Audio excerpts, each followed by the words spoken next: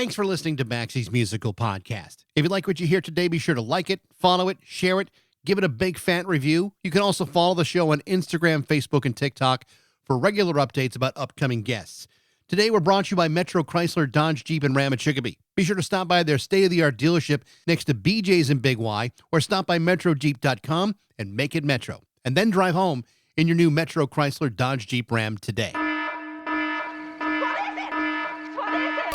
It's Baxie's Musical Podcast.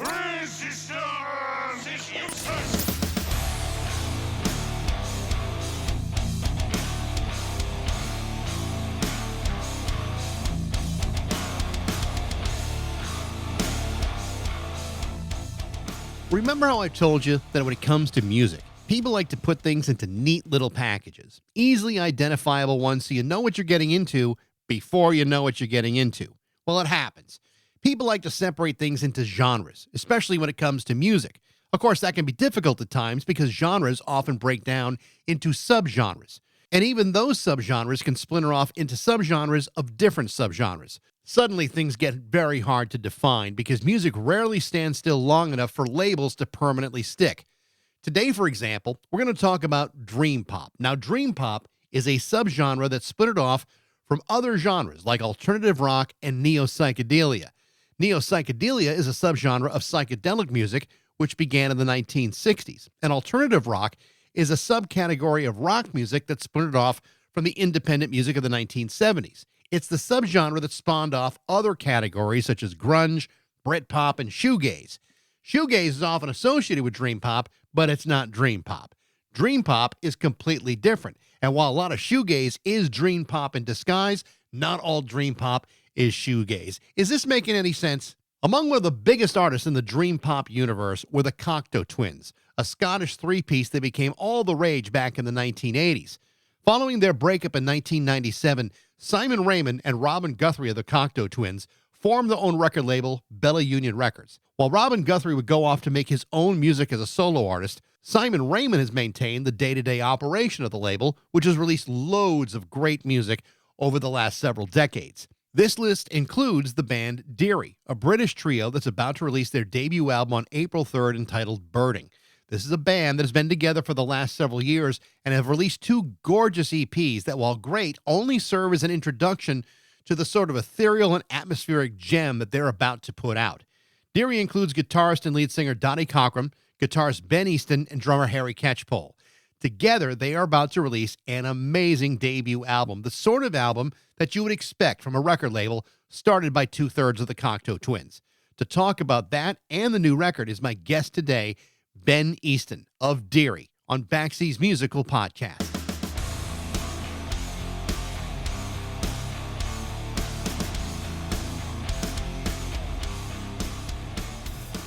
You know, I've had the chance to spend some time with the first two EPs, Aurelia, which came out in 2024, and the first EP, which came out the year before that.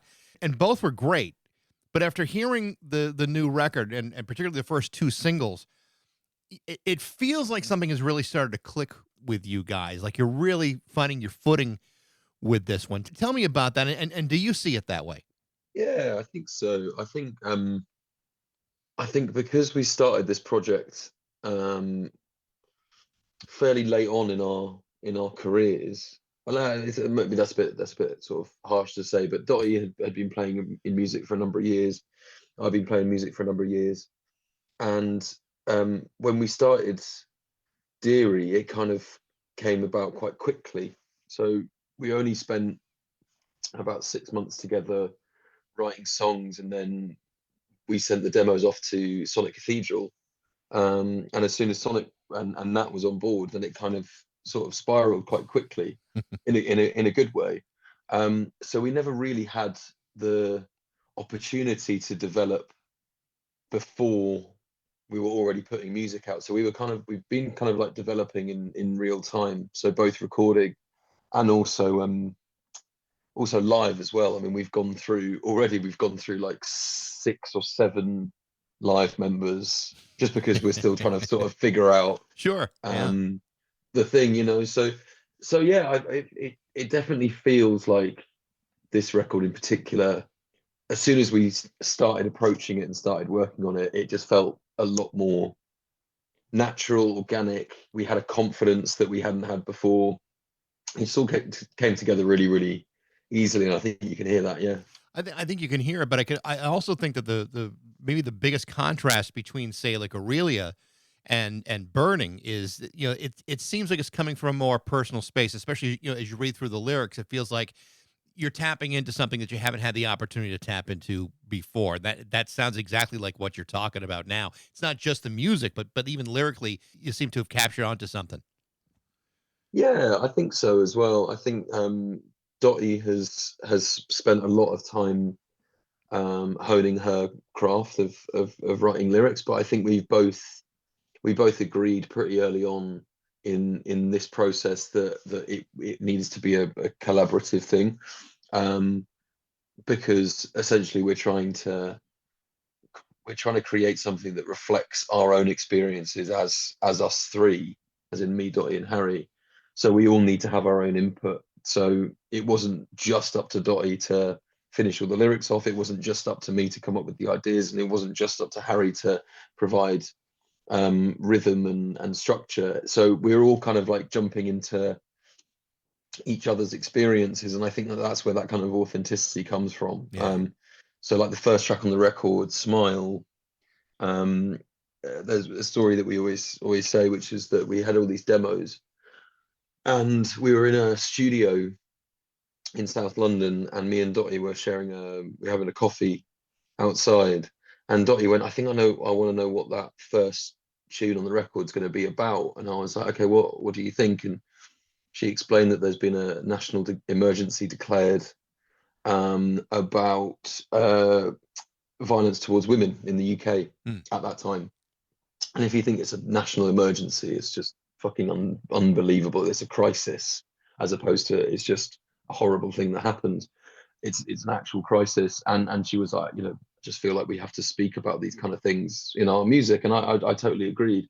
So we've got that side of things, but then there's a track called Baby's Breath, which is about my own struggles with mental health. So it's all kind of, yeah, it's a joint effort, and I think that kind of helps the record along. As I'm listening to the record and I'm going through it, I'm wondering, like even just the significance of the album title alone, Burning. Tell me a little bit about that and what that means to you.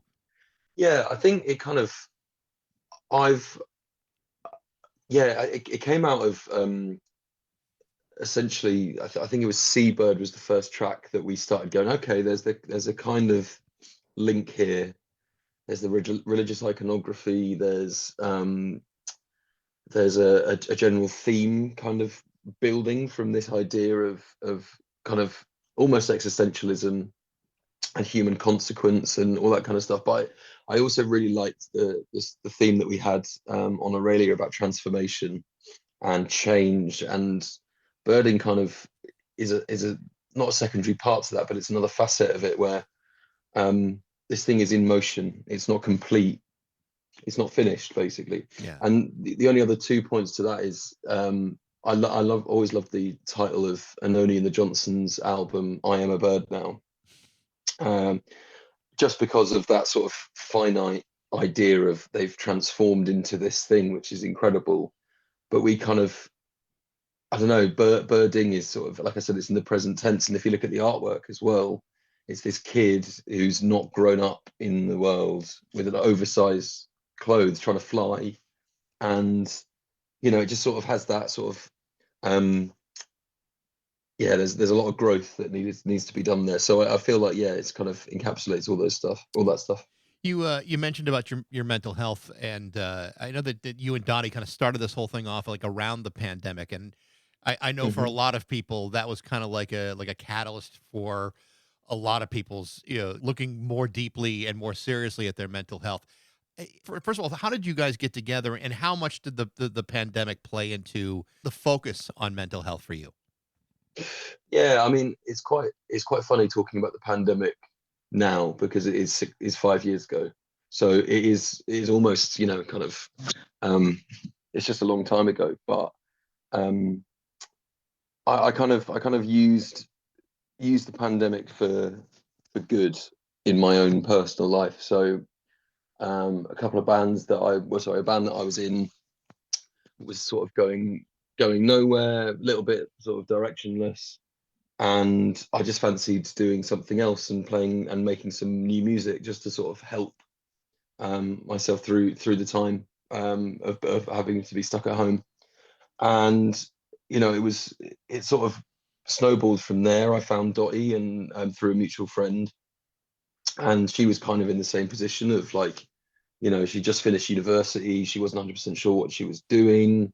I was, sort of mid-20s, and I was a little bit like, I'm not 100% sure what I'm doing. So we found each other at the right time, and we kind of used that as a springboard to not only, have some kind of goal or like some kind of project at the time, but also another medium for us to kind of explore our emotions and our creativity. So it is weird thinking about it because it is 5 years ago, but I feel like that's never really left us. We're still very in tune with our emotions. We're still really, still love making music together. And now we've got Harry in the band as well. It's kind of expanded even more.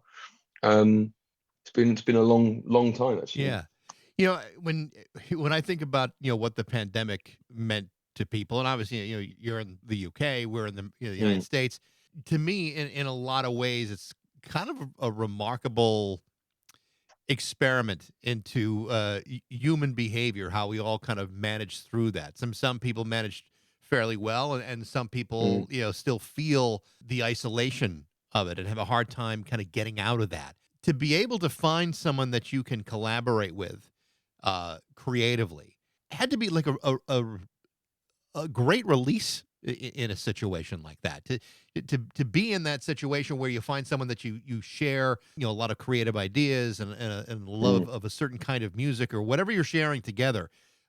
How fortunate to be able to have that, kind of experience together. Yeah, I mean, it's weird. There's almost a lot of chaos theory that goes into all this stuff when if you dig too deep. With Dottie and I, like we we were kind of from similar circles. We went to the same university in South London, so we were kind of cut from similar cloth.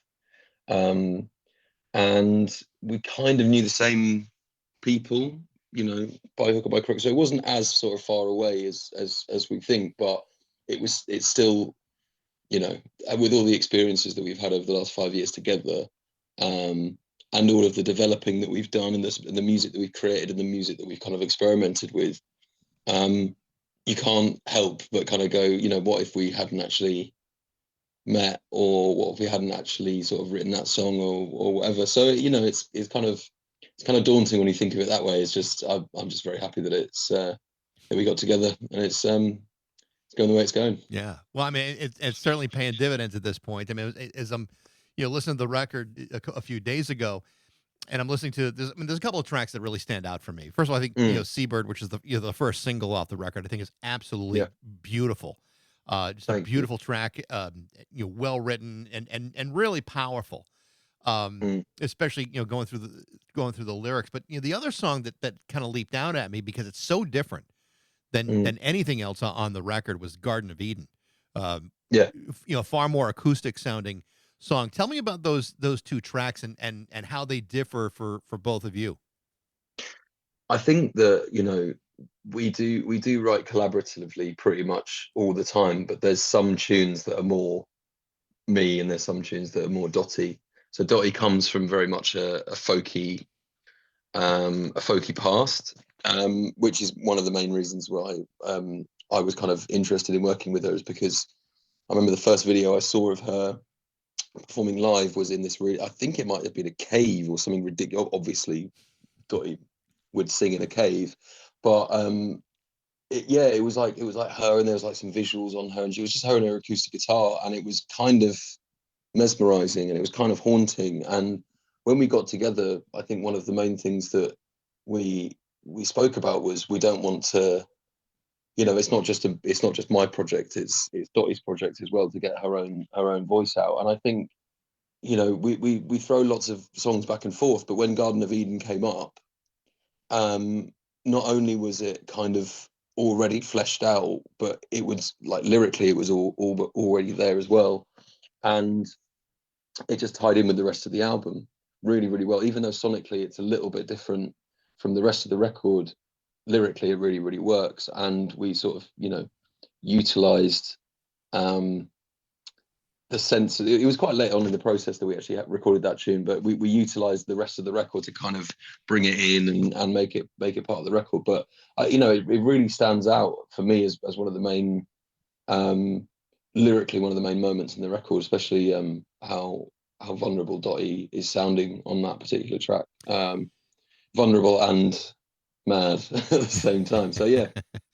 It's interesting. I mean, I want to talk about her vocally.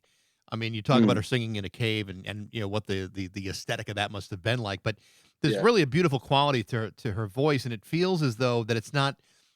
I think the thing that I like about it is it's not just being used to project lyrical ideas. There's something almost like an instrumental part of the arrangement, the way she sings. It's not so unlike what Elizabeth Fraser would have done in the Cocteau Twins, but but certainly done in a more specific way. And I think it's pretty remarkable that she's able to do that. And obviously some of the production of it embellishes that. But I mean it's really pretty a remarkable sound. Well, it's what's funny is that the first two records, or the first two EPs, sorry, we very much wanted to utilize and experiment and try and find what the sound of the band was, because we weren't really a band. It was just us two, and we had a few sort of bit part players that came in, and we worked with Simon from Slowdive, who did some drums for us on Aurelia. So we were still trying to figure it out, but we would always go back to, well, Dottie's vocal has to be caked in reverb for it to kind of resonate and sort of get out there. And on this record, we really sort of broke that idea down and really wanted to use the reverb quite sparingly, actually, because there's so much noise that you can do, and so many layers that we like to add on. You can start sort of muddying the picture. So instead of making this whole sort of wash of noise and then putting Dottie's vocals in somewhere, some tracks we actually started with Dots' vocal and go, right, that is the key element, the key instrument in this track. How do we build stuff around it? So Smile, for example, vocals are really close. They're very central. There's not really much reverb going on. There's not really that much space, even though the rest of the track is quite sort of atmospheric. The vocals are very tender and very central. And I feel like Alfie is kind of the same. And even to an extent, No Sweeter Feeling, which is a kind of more trip hoppy part of the record. Dottie is very close and very sort of vulnerable because she can kind of do all of that. She can do the really high shouty things, but she can also really bring it down. So I mean, it's an incredible tool for me as a producer and a songwriter, for me to go, I mean, we can just try anything and everything because it's so flexible. But for Dottie, it's kind of, it's very authentic. It's just how she sings, and she's very very fortunate in that regard. I mentioned Elizabeth Fraser from the Cocteau Twins, and very clearly, you guys have a appreciation for the Cocteau Twins, and there's other connections that we'll get to in just a minute. And I completely share that appreciation of the Cocteau Twins. I've been a fan since I bought the Pink Opaque in the mid '80s. Amazing. What is it about their music that seems to have a connection for you guys?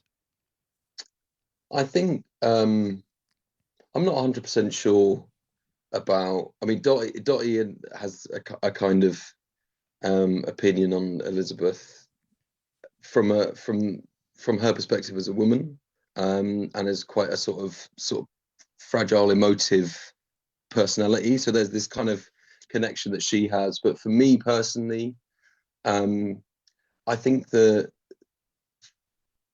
when I first discovered their music, it was the fact that it was so anti what I'd sort of grown up on, and there was a lot of touchstones that I sort of got to be able to get to the Cocteaus, but it came, my background comes from a very sort of angular indie, Smiths, Orange Juice, even to the even to I was growing up listening to the Arctic Monkeys because that's what was big at the time, Sure. and still is to this day. So it kind of went from there and somehow went through the Jesus and Mary chains into MBVs, and it was still angry and it was still loud and it was still really, really aggressive, and then just fell on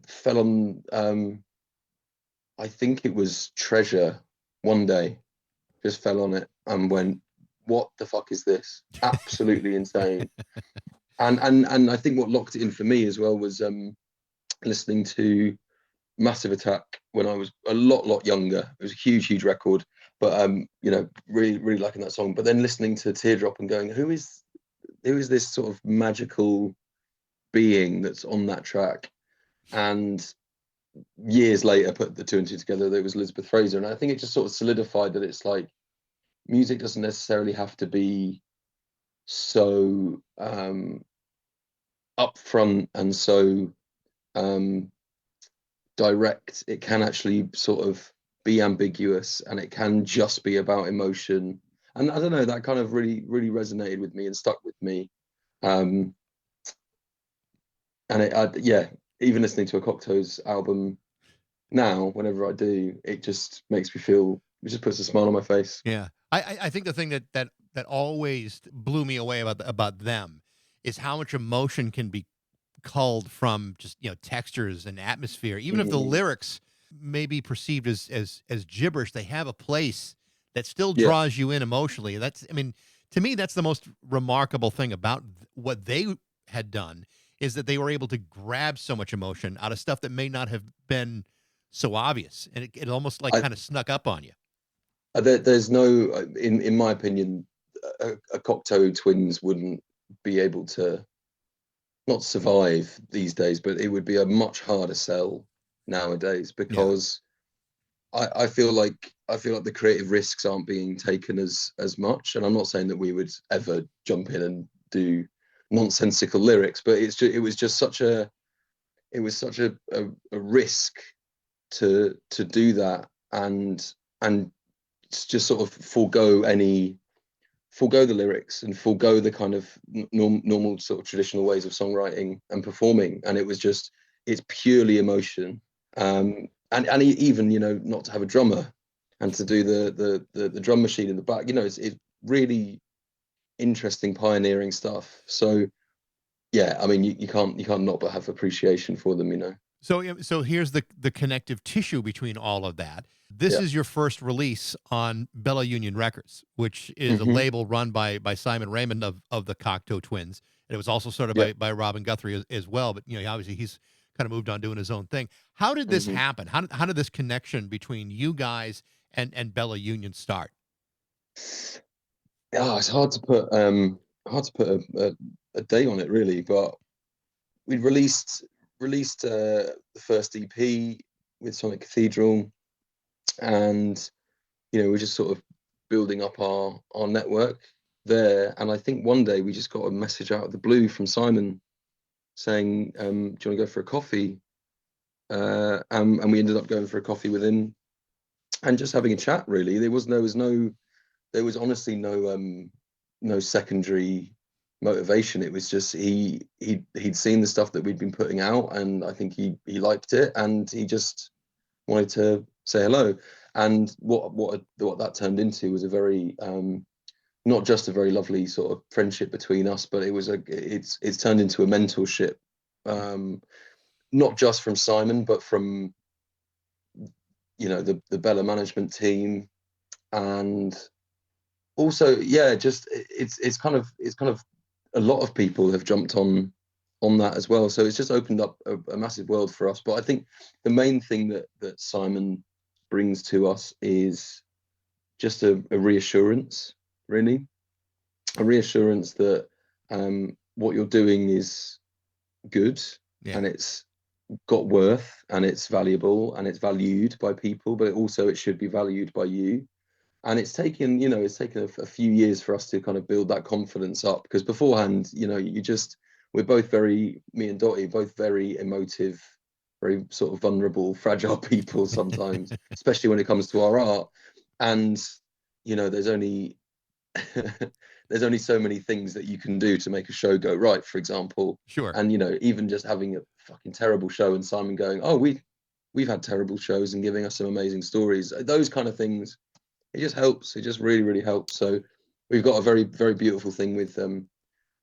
And I think when the opportunity arose that we could release the album with Bella, I think everyone sort of, you know, kind of saw that as an incredible option. So we went for it. Well, I mean, it's one of those partnerships that seems so obvious, and it's great. It's great to hear that, you know, he's being, you know, incredibly validating and supportive of you guys, because you hear all the time about, you know, certain labels putting, you know, their own stamp on things and being kind of, you know, draconian in what they want out of their artist. And it sounds like what Simon has done is given you the ability and freedom to kind of create your own sound and grow on your own with with plenty of support and good advice. That sounds that sounds like an amazing an amazing partnership between you and a label.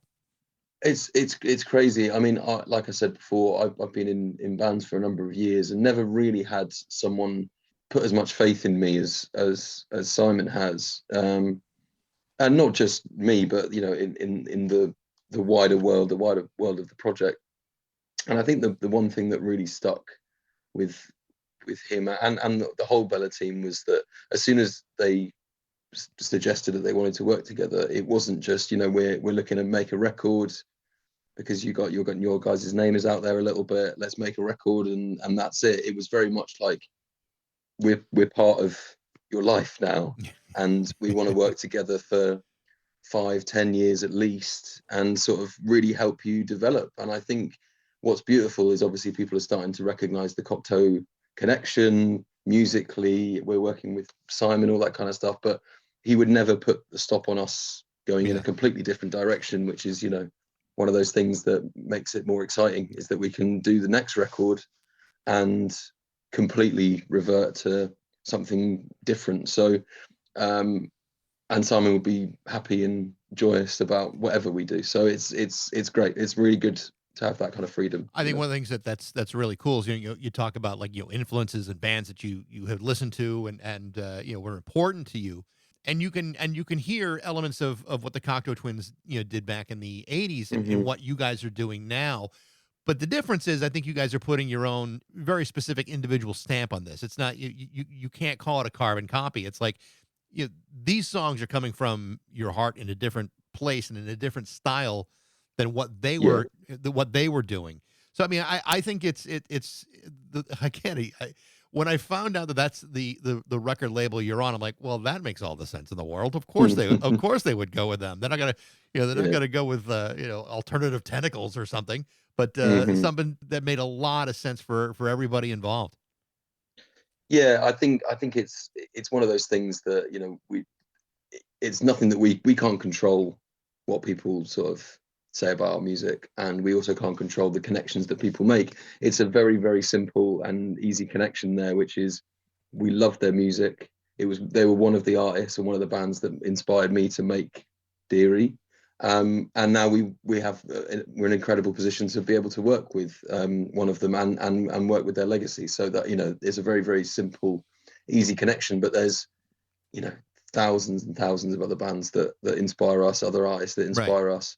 We mentioned Harry, very briefly early on, and I do want to mention what he does, because I mean, he is new to Deary, and I think you know, when you get a drummer that provides some stability, that's good for everybody involved. Tell me a little bit about his contributions here.